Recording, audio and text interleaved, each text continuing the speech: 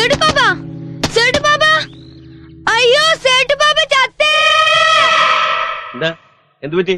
സേട്ടു പാപ്പ എണിക്കുന്നില്ല. ഞാൻ കൊറേ വിളിച്ചു നോക്കി. ഒന്ന് വന്നിട്ട് ഇതില് സേട്ടു പാപ്പയുടെ കൈ കാണാം.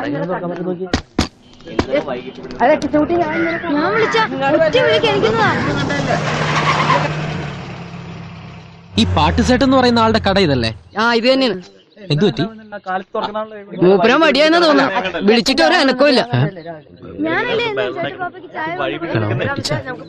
ഇന്റർവ്യൂ എടുക്കാമെന്ന് ഇനിയിപ്പോ ഡെഡ് ബോഡിയുടെ പടവും പിടിച്ചോണ്ട് ന്യൂസുകാർക്ക് കൊടുക്കേണ്ടി വരുമോ ഭായി? അതിന് ഈ കിളവൻ ചത്ത അതൊരു ന്യൂസ് ആവോ?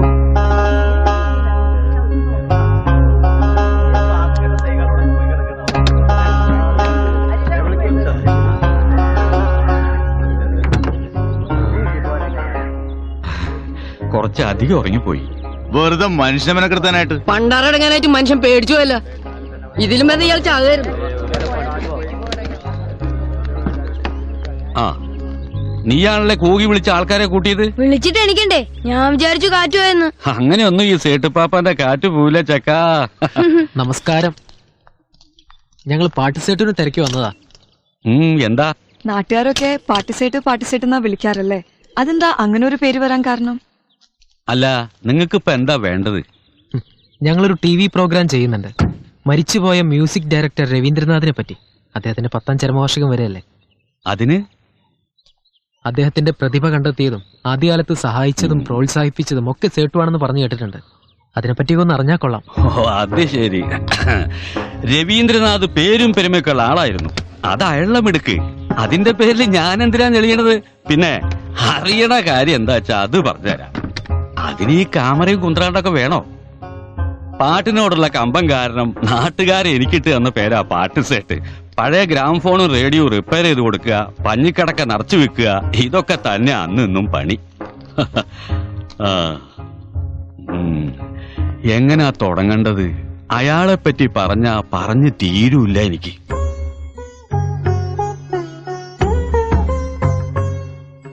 അയാൾക്ക് അന്ന് ഒരു 10-12 വയസ്സുണ്ടാവും. ഈ ജൂതത്തെരുവില് വയറ്റത്തടിച്ച് പാട്ടുപാടിക്കൊണ്ട് ഒരു ദിവസം വന്നു. വീട് ചോദിച്ചപ്പോ വടക്ക് മലബാറിലെങ്ങാണ്ടാന്നാ പറഞ്ഞത്. ആരും ഇല്ലാത്ര നാട്ടില്. ചോറ് വാങ്ങിക്കൊടുത്തപ്പോ പിന്നെയും പാടി കുറെ പാട്ടുകള്. ഒക്കെ പങ്കജ് മല്ലിക്കിന്റെയും സൈഗാളന്റെയും പഴയ പാട്ടുകള്. പിന്നെ അത് പതിവായി. ഇവിടെ വന്നിരുന്ന് പാടും, ഗ്രാമഫോണിൽ കൂടെ പാട്ടുകൾ കേൾക്കും. അയാള് പാടുമ്പോ ഒരു പ്രത്യേക ഭാവ.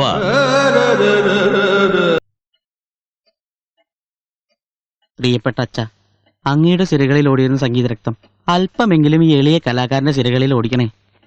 അങ്ങയുടെ അനുഗ്രഹം കൊണ്ട് ഇന്നെങ്കിലും സെലക്ഷൻ കമ്മിറ്റിക്ക് സൽബുദ്ധി തോന്നണേ. ഇത് 4ാം തവണയാണ് ആകാശവാണിയിലെ ഓഡിഷൻ ടെസ്റ്റ്. എന്നാണ് ഒരു ദിവസം ബെസ്റ്റ് പ്ലേബാക്ക് സിംഗർ ശരചന്ദ്രനാഥ് എന്ന് എഴുതി ഒരെണ്ണം ഇതുപോലെ ഈ ഷെൽഫിൽ ഇരിക്കുക. അതെ അതെ, എവരി കുഞ്ഞേടൻ ഹാസ് എ ഡേ എന്നല്ലേ? ഇളിച്ചോടി ഇളിച്ചോ, നിനക്കൊന്നും ഇപ്പൊ എന്നൊരു വിലയില്ലല്ലോ. നീയൊക്കെ എന്റെ കാൽക്കീഴിൽ വന്ന് ചുരുണ്ടു മടങ്ങി കിടക്കണ ഒരു ദിവസം വരും. പുച്ഛല്ലേ നിനക്കൊക്കെ പുച്ഛം. രാവിലെ വണ്ടിക്കൂലിക്ക് പൈസ ചോദിച്ചപ്പോ നിന്റെ പിശുക്കൻ വലിയേട്ടൻ തമ്പുരാന്റെ മുഖത്തും കണ്ടു ഒരു പുച്ഛം. ഈ വീട്ടിൽ അമ്മയ്ക്ക് മാത്രമാണ് എന്നിലെ ഗായകനെ തിരിച്ചറിയാനുള്ള കഴിവുള്ളത്. ഒരു യഥാർത്ഥ കലാകാരനെ തിരിച്ചറിയാൻ പെറ്റ വയറിന് മാത്രമേ കഴിയൂ. എവിടെ അമ്മ? എടാ പരീക്കുട്ടി, എന്താടാ മീൻ?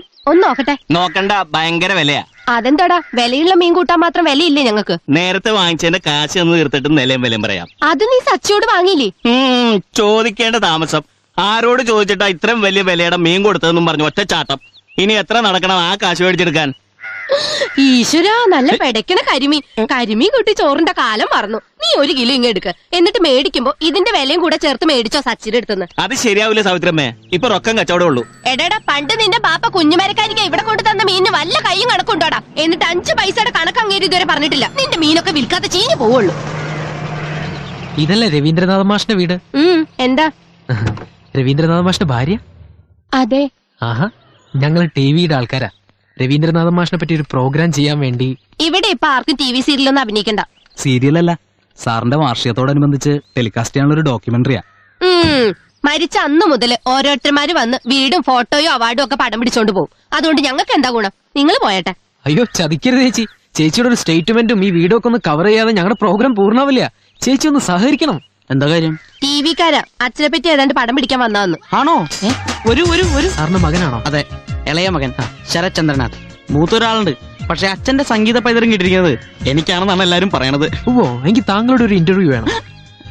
അതിനെന്താ, ആ. നിങ്ങൾ ക്യാമറ റെഡി ആയിക്കോളൂ, നമുക്ക് അകത്തിരിക്കാം. അല്ലെങ്കിൽ ഔട്ട്ഡോറല്ലേ നല്ലത്? ഔട്ട്ഡോറിൽ എടുക്കാം. പക്ഷെ അതിനു മുൻപ് നമുക്ക് അമ്മേന്ന് തുടങ്ങാം. അതല്ല അതിന്റെ ഒരു ഭംഗി. അമ്മ ഒരു 2 മിനിറ്റ്. നിങ്ങള് നിർബന്ധിക്കുമ്പോ ഞാൻ എങ്ങനെയാ വേണ്ടാന്ന് പറയാ. പക്ഷേ ഇതൊക്കെ നാട്ടുകാർ കാണേണ്ടതല്ലേ. ആ. നല്ലൊരു സാരിയെ കൊടുത്തില്ലെങ്കില് അതിന്റെ കുറച്ചില് അങ്ങേർക്കും കൂടിയല്ലേ. അതിനെന്താ, ചേച്ചി സാരി മാറി വന്നോളൂ, ഞങ്ങൾ വെയിറ്റ് ചെയ്യാം. അതല്ല, ഇപ്പോ ഒരു പട്ടുസാരിയെ കൊടുക്കാണ്ട്. ചേച്ചി പട്ട് സാരി എടുത്തോളൂ. അതിനിപ്പോ ഇവിടെ പുതിയ പട്ടുസാരി ഒന്നും ഇരിപ്പില്ലേ? ഏതായാലും നിങ്ങക്ക് പടം പിടിച്ചല്ലേ പറ്റൂ. അപ്പൊ നിങ്ങൾ തന്നെ ഒരു പട്ടുസാരി വാങ്ങിച്ചതാ. ഇങ്ങനെ ഇരുന്നാ മതിയോ? സാരി നന്നായിട്ടുണ്ടല്ലേ? അപ്പൊ തുടങ്ങാം. അല്ല, എന്താ പറയണ്ടേ? ഓ എന്തൊരു സ്ത്രീയാ അവര്. പട്ട് സാരി കിട്ടിയിട്ട് അടങ്ങിയുള്ളൂ. മാത്രോ ഷൂട്ട് കാരണം ഉച്ചയ്ക്ക് പാചകം മുടങ്ങിയെന്ന് പറഞ്ഞ് വീട്ടിലുള്ളവർക്കൊക്കെ പൊറോട്ടയും ചില്ലി ചിക്കൻ. ആ മാഷ് എങ്ങനെ സഹിച്ചിരുന്നാവോ അവര്. എല്ലാവരും പറയും വലിയ കലാകാരനാണ്, മഹാനാണെന്നൊക്കെ. പക്ഷെ ഞങ്ങൾക്കൊരു 10 പൈസയുടെ സഹായം ആരുടെ കയ്യിൽ നിന്നും കിട്ടിയിട്ടില്ല. മാഷിന്റെ പാട്ടുകൾക്ക് ഏതൊക്കെ രീതിയിലാണ് ചേച്ചി പ്രചോദനമായിട്ടുള്ളത്? എന്ത്? ഇവിടെ ഈ വരാന്തയിൽ ഇരുന്ന് ആളും തീറ്റയൊക്കെ ആയിട്ട് വലിയ ഒച്ചപ്പാടും ബഹളമൊക്കെ ഉണ്ടാക്കണ കേൾക്കാം. ഞാനതൊന്നും ശ്രദ്ധിക്കാനേ പോവാറില്ല. പിന്നെ ഈ പാട്ടൊക്കെ എപ്പോഴും ഉണ്ടാക്കിയെന്ന് ചോദിച്ചാ എനിക്ക് അതൊട്ട് അറിയേയില്ല. ആ ഇത് മതി. ഇവരുടെ ഈ കത്തി നാട്ടുകാരെ കേട്ട മാഷെ പറ്റിയുള്ള എല്ലാ ഇംപ്രഷനും പോകും. നമസ്കാരം. ഇത് ചുള്ളിക്കൽ ഭാസ്കരൻ, രവീന്ദ്രനാഥൻ മാഷിന്റെ സന്തത സഹചാരിയും ആദ്യകാല സഹപ്രവർത്തകരിൽ ഒരാളുമായ തബലിസ്റ്റ്. തബല ഭാസ്കരൻ എന്ന് പറഞ്ഞാലേ ആളുകൾ അറിയൂ. സ്നേഹം കൂടുമ്പോ രവിയേട്ടൻ തവള ഭാസ്കരാന്ന് വിളിക്കും. ഇതെന്താ ഇപ്പൊ ആശുപത്രിയില്? ഇടക്കിടക്ക് കരലിന്റെ കണ്ടീഷൻ മോശമാകുമ്പോ രവിയേട്ടന്റെ മോൻ സച്ചി നിർബന്ധിച്ച് ഇവിടെ കൊണ്ടൊക്കെടുത്തും. ഇപ്പൊ ഒരാഴ്ചയായി. സർവീസ് കഴിഞ്ഞ് ലിവർ കുട്ടപ്പനായ പിന്നെ തുടങ്ങാനൊരു ഉഷാറുണ്ടാവുമല്ലോ. ഇപ്പൊ പറഞ്ഞ കട്ട് ചെയ്തേക്കട്ടാ. വെറുതെ ഡീസന്റ് ആയി ജീവിക്കണം നമ്മള്. കള്ളുടിയന്മാരാണെന്ന് നാട്ടുകാർ തെറ്റിദ്ധരിക്കേണ്ടല്ല. സോജാ രാജകുമാരി സോജാ സോജാ. നമസ്കാരം, ഞാൻ സൈഗാൾ യൂസുഫ്. സൈഗാളിന്റെ പാട്ടുകൾ സ്ഥിരമായി പാടിയിരുന്നതുകൊണ്ട് മൂപ്പര് തന്നെ എനിക്ക് കിട്ടുന്ന പേരാ സൈഗാള്. പണ്ട് മൂപ്പരുടെ ഗാനമേളയ്ക്ക് സ്ഥിരം പെട്ടി വായിച്ചത് ഞാനാ. അതൊരു കാലം. 4 തവണ സിനിമയിൽ പാടാൻ ചാൻസ് തന്നതാ. റെക്കോർഡിംഗ് തിയേറ്റർ ചെല്ലുമ്പോ ഒച്ച പണി മുടക്കും. അങ്ങനെ പണി മുടക്കി മൂപ്പർ പറഞ്ഞു നീ ഇനി പാടണ്ടെന്ന്. ഇത് ലൂയി ആൻഡ്രൂസ് പെരേര. രവീന്ദ്രനാഥിന്റെ പാട്ടുകളിലെ പ്രധാന ആകർഷണമായ ക്ലാരനറ്റ് വായിച്ചിരുന്നത് കൊച്ചിക്കാരുടെ പ്രിയപ്പെട്ട ഈ ലൂയി അങ്കിളാണ്. സർ, രവീന്ദ്രനാഥൻ മാഷിന്റെ മൂത്ത മകൻ അന്വേഷിച്ചു വന്നിട്ടുണ്ട്. സാറിനെ കാണണമെന്ന് പറഞ്ഞു. അതെ, നമുക്കൊരു കാര്യം ചെയ്യാം. അയാളുടെ ഒരു സ്റ്റേറ്റ്മെന്റ് കൂടി എടുത്തേക്കാം. അയാളോട് വെയിറ്റ് ചെയ്യാൻ പറയും. അനീഷ്, ആ ക്യാമറ സെറ്റ് ചെയ്തോളൂ. ഓക്കെ. ഇതിലാരാ രവീന്ദ്ര മാഷിന്റെ മകൻ? ഞാനാ. എന്താ തെളിവ് ഹാജരാക്കണോ?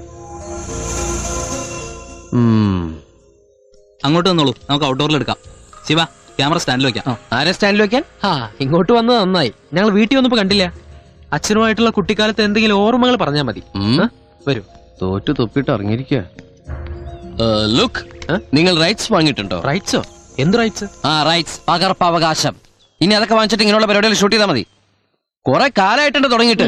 പല കോലത്തിലും പല പേരിട്ടും പ്രോഗ്രാംസ് ഉണ്ടാക്കി അച്ഛനെ വിറ്റ് കാശാക്കുന്നത്. ഇനി അത് നടക്കില്ല. ഞങ്ങൾ ആദ്യമായിട്ട് ഇങ്ങനെ ഒരു നിങ്ങൾ അല്ലെങ്കിൽ വേറെ ആരെങ്കിലും. സംഗീത ചക്രവർത്തി, അതുലിനായ കലാകാരൻ. കുറെ കേട്ടതാ. സംഗീത ചക്രവർത്തിയുടെ കുടുംബത്ത് അടുപ്പെരിയണ്ടോന്ന് അറിയേണ്ട കാര്യമില്ലല്ലോ നിങ്ങൾക്കാർക്കും. മലയാളികള് എന്നും ഓർമ്മിക്കുന്ന ഒരു പിടി മധുര ഗാനങ്ങൾ ഉണ്ടാക്കിയ ആ ആളിന്റെ വീട്ടില് ചായയിലിടാൻ പഞ്ചസാര ഉണ്ടോന്ന് അന്വേഷിച്ചിട്ടുണ്ടോ നിങ്ങൾ ആരെങ്കിലും? പേരും പ്രശസ്തിയും തിന്ന വിശപ്പ് മാറുമോ സുഹൃത്തെ? അവാർഡ് കടയിൽ കൊടുത്ത അരി കിട്ടുമോ? ഹൈ, അരി കിട്ടുമോ സുഹൃത്തെ? അച്ഛൻ മരിക്കുമ്പോ 10ാം ക്ലാസ്സിലെ മോഡൽ എക്സാം ആയിരുന്നു എനിക്ക്. അതോടെ പരീക്ഷ മുടങ്ങി. ആരാധകരും നാട്ടുകാരൊക്കെ കൂടി ആർഭാടമായിട്ട് ദയിപ്പിക്കലും അനുശോചനമൊക്കെ കഴിഞ്ഞ് പിരിഞ്ഞു പോയപ്പോ കുറച്ചാൾക്കാർ മാത്രം അവിടെ നിന്നു. അച്ഛന്റെ കടക്കാര് അന്ന് തൊട്ട് തുടങ്ങിയതാ കടം വീട്ടാനും കുടുംബം പോറ്റാനുള്ള എന്റെ നെട്ടോട്ടം. അതുകൊണ്ട് എന്റെ സുഹൃത്തെ, എന്റെ കൊക്കില് ജീവനുള്ളിടത്തോളം കാലം അച്ഛനും അച്ഛന്റെ പാട്ടുകളും കീറിമുറിച്ച് ഈ എപ്പിഡോസുകളാക്കി വിൽക്കുന്ന ഏർപ്പാടുണ്ടല്ലോ, അത് ഞാൻ സമ്മതിക്കില്ല. അതെ, ഇത് വെച്ച് നോക്കുമ്പോ അമ്മ ഭേദ. എന്തെങ്കിലും നക്കാപ്പിച്ചു കൊടുത്ത് ഒതുക്കാൻ നോക്ക്. നക്കാപ്പിച്ചയ്ക്കും കള്ളിനും അച്ഛൻ പാട്ടുണ്ടാക്കിണ്ട് ഒരുപാട്. അത് പണ്ട്. ഇനിയിപ്പോ എപ്പിസോഡ് കണക്കാ. മനസ്സിലായില്ല. മനസ്സിലാക്കി തരാം. ഈ പ്രോഗ്രാം എത്ര എപ്പിസോഡാ? 2. ഓക്കെ. അമ്പതിനായിരം വെച്ചാൽ നമ്മൾ ഒരു എപ്പിസോഡ് ചാർജ് ചെയ്തു. അപ്പൊ ഒരു 1 ലക്ഷം. 1 ലക്ഷോ? ഏത് വകയില്? റൈറ്റ്സിന്റെ വകയില്. മനസ്സിലായില്ല? ഇതാരത്? പ്രൊഡ്യൂസറാ. ആ, പ്രൊഡ്യൂസർ ആണല്ലേ. സാർ എപ്പോഴല്ലേ ഒന്നുള്ളൂ. ഇത് ഞാൻ നേരത്തെ സംസാരിച്ചോണ്ടിരുന്ന 1 ലക്ഷം. അതിപ്പോ ക്യാഷ് ആയിട്ടോ DD ആയിട്ടോ അല്ലെങ്കിൽ ചെക്കായിട്ട് വന്നിട്ട് ഷൂട്ട് ചെയ്തോളൂ.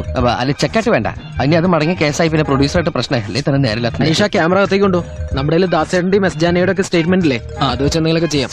വാ. അല്ലാതെ സാർ അങ്ങനെ ചൂടായിട്ട് പോണ്ട കാര്യമില്ല. എന്ത് കാര്യത്തിന് ഒരു കോംപ്രമൈസ് ഉള്ള കേട്ടാ. ഇതിലിപ്പോ എന്ത് കോംപ്രമൈസ്? ഞങ്ങൾ ഈ പ്രോഗ്രാം ചെയ്യുന്നില്ല. അല്ല റേറ്റിന്റെ കാര്യത്തിലാണെങ്കിൽ ഒരു പാലമിട്ട് അങ്ങോട്ടും ഇങ്ങോട്ടും വേണമെന്ന സാമാന്യ തത്വം അനുസരിച്ച് കുറച്ച് താഴോട്ട് വരുന്നതിൽ എനിക്ക് വിരോധമൊന്നുമില്ലട്ടാ. ഒരു എപ്പിസോഡിന് ഒരു 20,000 രൂപ തന്നാലും മതി. താങ്കളുടെ പേരെന്താ? സച്ചിദാനന്ദൻ. പരിചയപ്പെട്ടല്ലേ, സന്തോഷം. അല്ല, സന്തോഷം എനിക്കും വേണ്ടേ. ഞാൻ റേറ്റ് എത്രയും കുറയ്ക്കാട്ടോ. നമ്മൾ സംസാരിച്ച എത്രയും കുറയട്ടോ. മോനെ ഒന്ന് ശരിയാക്കി തടാ. തുടങ്ങി ഉടനെ ഓവർ ആക്കിയപ്പോ തന്നെ ഞാൻ കരുതിയതാ കയ്യിന്ന് പോയിന്ന്. വാ പോ. അല്ല, അങ്ങനെ പോയാലെങ്ങനെ? നമുക്ക് കുറച്ചുകൂടി കുറയ്ക്കല്ലേ? നീ ഒന്ന് പോയി സംസാരിക്കോ? അങ്ങോട്ട് ഞാൻ അടിച്ചു പരത്തി 10,000 എപ്പിസോഡാക്ക അയാൾ എന്നെ. 2 മെഗാ സീരിയൽ ഡയറക്ട് ചെയ്യുന്ന ആളാ. നിന്റെ നാവിന്റെ അത്ര നീളമുള്ള മെഗാ സീരിയലൊന്നും മലയാളത്തിൽ ഇതുവരെ ഉണ്ടായിട്ടില്ല മോനെ ലാലപ്പാ. ചെന്ന് വിജയ് ശ്രീലാടത്തിനടുത്ത് തിരിച്ചു വാ. ഞാനിവിടെ വെയിറ്റ് ചെയ്യാം. എത്ര വരെ താഴാ? 10,000. ആ പരിപ്പ് അവിടെ വേവില്ല. 5,000. അതും വേവില്ല. 3,000. വേവില്ല. 2,000. അതിൽ തണ നമ്മുടെ വലിപ്പം വേവൂല. നീ ഒന്ന് ചെന്നേ.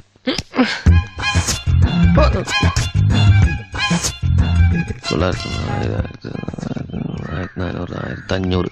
പിന്നെയും കുറച്ച് 500. ഒന്ന് ആഞ്ഞു പിടിച്ചിരുന്നെങ്കിൽ 5,000 തന്നെ ഇങ്ങോട്ട് പോന്നേനെ. അതെങ്ങനെയാ?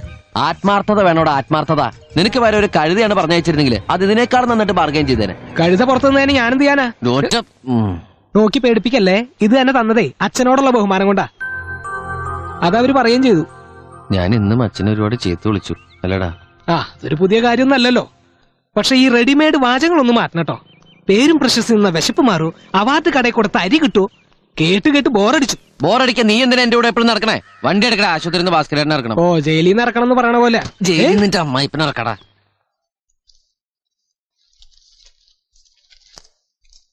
എന്താടത്? ഇതറിയെങ്കിൽ ഞാൻ ഡോക്ടറായനെ. ഈ ബില്ല് കൂടി ബാക്കിയുണ്ട്. ബില്ലോ? ഇനി ഏത് ബില്ല്? ബില്ലല്ലേ അടച്ചത്? ലാബിന്റെ ബില്ല് അടച്ചിട്ടില്ല. 360 രൂപ കൂടി വേണം. എന്തോര് പറഞ്ഞേ? 360 രൂപ കൂടി വേണോന്ന്. നിനക്ക് നേരത്തെ പറഞ്ഞൂടായിരുന്നോ? 2 ദിവസം മുമ്പ് ഓർമ്മിപ്പിച്ചതാ. അപ്പൊ എല്ലാം കൂടി ഡിസ്ചാർജ് ചെയ്യുമ്പോ അടയ്ക്കാന്നല്ലേ പറഞ്ഞേ? തോന്നുമ്പോ തോന്നിയ ബില്ലോ? എന്ത് ആശുപത്രി ബ്ലേഡ് കമ്പനിയാ? നിങ്ങളുടെ കള്ളക്കളി എന്റെ അടുത്ത് വേണ്ട. എന്ത് കളി? കള്ളക്കളി. നിങ്ങളുടെ പേഷ്യന്റിന്റെ ബ്ലഡും യൂറിനും ടെസ്റ്റ് ചെയ്തത് തന്നെയാ. യൂറിൻ ചിലപ്പോൾ ടെസ്റ്റ് ചെയ്തിട്ടുണ്ടാവും. പക്ഷെ ബ്ലഡ് ടെസ്റ്റ് ചെയ്തു എന്ന് പറഞ്ഞാൽ സമ്മതിക്കില്ല. ആ ഇരിക്കുന്ന മനുഷ്യന്റെ ശരീരത്തിൽ ഒരു തുള്ളി ബ്ലഡ് ഇല്ല. ഫുൾ ചാരായ. ബ്ലഡ് ഉണ്ടായിരുന്നെങ്കിൽ അയാളെ ഇങ്ങനെ കഷ്ടപ്പെടുത്തുമായിരുന്നോ? കണ്ണിച്ചോരില്ലാത്തവൻ. ഒരു മിനിറ്റ് മോനെ സച്ചി, പോവണ്ട. നമുക്ക് ഒരു ബില്ല് കൊടുക്കണം. ഇത്രക്ക് നേരോ?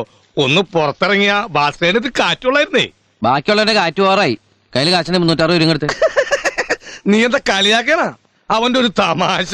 കാച്ചേ, അതും എന്നോട്. ലാലപ്പാ, നിന്റെ വല്ലതും ഉണ്ടാടാ? എന്റെ ഇപ്പൊ ഒരു അറിഞ്ഞാണുണ്ട്. അറിഞ്ഞാണെങ്കിൽ അറിഞ്ഞാണം. തൽക്കാലം പണയം വെക്കാം. കാര്യം നടക്കട്ടെ.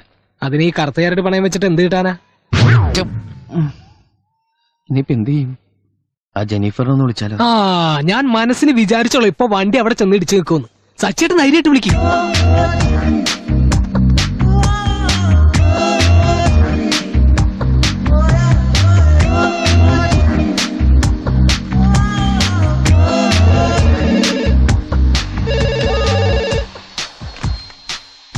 ഹലോ. ഉണ്ട്. ജെന്നിഫറിന്റെ ഫോൺ.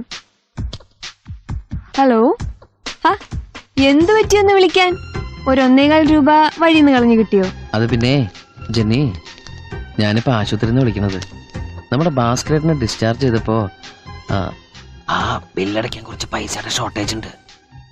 ഇങ്ങനെയുള്ള സന്ദർഭങ്ങളിൽ പെട്ടെന്ന് ഓർമ്മ വരിക നിന്റെ ഐശ്വര്യമുള്ള മുഖമല്ലേ? ഓ, അത് പറ. വെറുതെ അല്ലേ ലോക്കൽ കോളിന് കാശ് മുടക്കിയത്. പക്ഷെ I am very sorry sir, എന്റെ കയ്യിൽ കാശില്ല. ഇയാളുടെ കയ്യിൽ കാശുണ്ടാവില്ലെന്ന് എനിക്കറിയാം. ഇപ്പൊ എവിടെന്നെങ്കിലും ഒപ്പിച്ചു തരണം. എപ്പോഴും അവിടെ നിന്ന് ഒപ്പിച്ചു തന്നിട്ട് ഇപ്പൊ കാശ് എത്ര തരാനുണ്ടെന്ന് വല്ല ഓർമ്മയുണ്ടോ? അതൊക്കെ പഴയ കണക്കല്ലേ. വേണ്ട. കണക്ക് കൃത്യമായിട്ട് പാട്ടുസേറ്റിന്റെ കടയിലെ ചുമരിന്മേലുണ്ട്. കഴിഞ്ഞ തിങ്കളാഴ്ച വാങ്ങിയ 180 രൂപയും ചേർത്ത് ഇപ്പൊ മൊത്തം 1375 രൂപ 50 പൈസ ഉണ്ട്. ജെന്നി, നമ്മുടെ സർക്കാർ തന്നെ 10,000 കോടി രൂപ കടത്തില്ല. അതിന്റെ ഇടയിലെ പിച്ച കാശ്. നാണക്കേട്. നമ്മുടെ നാടിന് നാണക്കേടല്ലേ? അതുകൊണ്ട് എഴുതി തള്ളിയേക്ക്. ഈ നാണക്കേട് എനിക്ക് ശീലമായതുകൊണ്ട് എഴുതിത്തള്ളാൻ ഒക്കില്ലല്ലോ മോനെ സച്ചിദാനന്ദ. അവിടെ നല്ല ജോലി തിരക്കല്ലേ, നമുക്ക് സംസാരിച്ചാലേ നേരമില്ല. ഞാൻ ലാലപ്പന അങ്ങോട്ട് വിടാ, മോള് പെട്ടെന്ന് കൊടുത്തു വിടട്ടാ. ഞാൻ വെക്കാണേ. അയ്യോ വെക്കല്ലേ വെക്കല്ലേ, എന്റെ ഇല്ല കേട്ടോ. ഉണ്ട്, 360 റുപ്പീസ്. പെട്ടെന്ന് കൊടുത്തു വിടണേ. അപ്പൊ മര്യാദക്ക് സംസാരിക്കാനൊക്കെ അറിയാല്ലേ? മര്യാദക്ക് സംസാരിച്ച ബില്ലിന്റെ ബാക്കി താൻ വേണ്ട നോക്കിയോ. പോയി വാങ്ങിച്ചിട്ടോ ലാലപ്പ. പെൺകുട്ടിയുടെ വായി നോക്കിക്ക. എന്താ പേര്?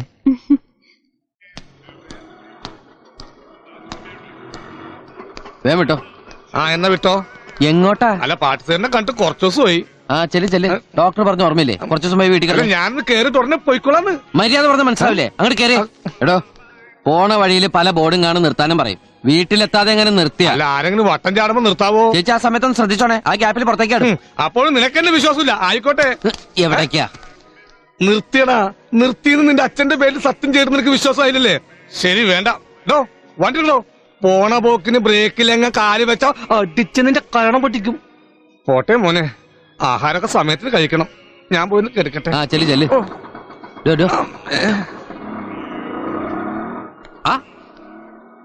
ഭാസ്കർ അങ്ങോട്ട് കേറിയില്ലേ? ഉന്തിത്തള്ളി വിട്ടതാ. വീട്ടിൽ പോയി കിടക്കാൻ പറഞ്ഞു. ഇനി ഇവിടെ ചുറ്റിപ്പറ്റി ഇന്നാലേ പിന്നെയും ആവശ്യമില്ലാണ്ട് തോന്നും. ഇനിയും തോന്നിക്കഴിഞ്ഞാൽ അങ്ങോട്ട് ചെല്ലണ്ടെന്ന ഡോക്ടർ പറഞ്ഞേക്കണം. ആശുപത്രിയില് കാശ് കുറെ ആയിണ്ടാവൂലേ? ഇവിടെയുള്ള ചിൽഡ്രനൊക്കെ തപ്പിപ്പറക്കി കൊടുത്താക്കാന്ന് കരുതിയപ്പോ ഓട്ടോറിക്ഷക്ക് തികയൂല. സേട്ടുപ്പാപ്പയുടെ കാര്യം എനിക്ക് അറിഞ്ഞൂടെ, പിന്നെ അതൊക്കെ അങ്ങനെ നടക്കും. ഫാക്ടറിയിൽ സമരം നീളുള്ള കാരണം ആകെ ബുദ്ധിമുട്ടുണ്ടാവും. എന്താ ഹേടോ, മുദ്രാവാക്യത്തിന് പഴയ ഉഷാറുണ്ടോ? 10-60 ദിവസം ആയല്ലോ. സമരസഖാക്കൾ ഓരോരുത്തരായിട്ട് കൊഴിഞ്ഞു തുടങ്ങിയിരിക്കുക. ആ മാസം വട്ടുവത്തിക്കാൻ പാടുപെടുന്നതിന്റെ ഇടയിലാ ആശുപത്രിയും ചികിത്സയും. ആ അടുത്ത ആള് ഉപ്പാപ്പാനോട് ഞാൻ പല പല പല പ്രാവശ്യം പറഞ്ഞിട്ടുള്ളതാണ് ഈ ഏർപ്പാടിനോട് സ്ഥലം കൊടുക്കരുത്. ഞാൻ സ്ഥലം കൊടുത്തില്ലെങ്കിൽ ലൂ ഇത് നിർത്തോടോ. വഴി കൂടെ ഇറങ്ങി കിടന്ന് വല്ല അപകടവും പറ്റണ്ടെന്ന് വിചാരിച്ചാ ഞാൻ ഒന്നും മിണ്ടാത്ത്. പിന്നെ പോലെ തലയിൽ കയറുമ്പോ ഇടക്ക് ക്ലാരനറ്റിൽ 4 പിടുത്തു കേക്കാ. രവീന്ദ്രനാഥിന്റെ പഴയ സംഘം TV ക്യാമറയുടെ മുമ്പിൽ മതിമറന്ന് അഭിനയിച്ചു എന്നൊക്കെ കേട്ടല്ലോ. എന്തൊക്കെയായിരുന്നു വിശേഷണങ്ങള്? അനശ്വര പ്രതിഭ, ഭാവഗായകൻ, സംഗീത മാന്ത്രികൻ.